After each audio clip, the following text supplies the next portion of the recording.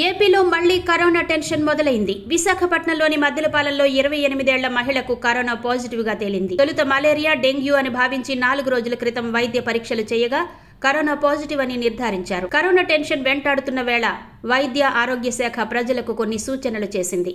Corona వ్యాప్తి చెందకుండా ముందస్తు జాగ్రత్తలు తీసుకోవాలని కోరింది. జ్వరం, దగ్గు, జలుబు, గొంతు నొప్పి లక్షణాలుంటే ఇంట్లో విడిగా ఉండాలని సూచించారు. డాక్టర్ల సలహా మేరకు మందులు వాడాలని, ప్రయాణాల్లో, జనసమూహాల్లో మాస్కులు ధరించాలని సూచిస్తున్నారు.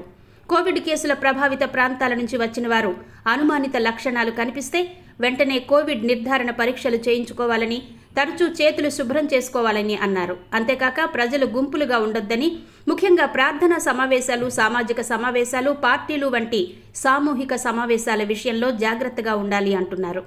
రైల్వే స్టేషన్లు, బస్టాండ్లు, ఎయిర్పోర్ట్లలో కోవిడ్-19 నిబంధనలు పాటించాలని కోరారు.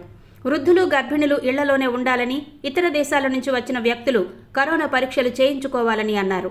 జ్వరం, చలి, దగ్గు, అలసట, గొంతు నొప్పి, రుచి లేదా వాసన కోల్పోవడం, తలనొప్పి వంటి లక్షణాలుంటే నిర్ధారణ కోసం సమీపంలోని ఆసుపత్రికి వెళ్లాలని సూచించారు. కరోనా విషయంలో జాగ్రత్తలు అవసరమని అధికారులు సూచిస్తున్నారు.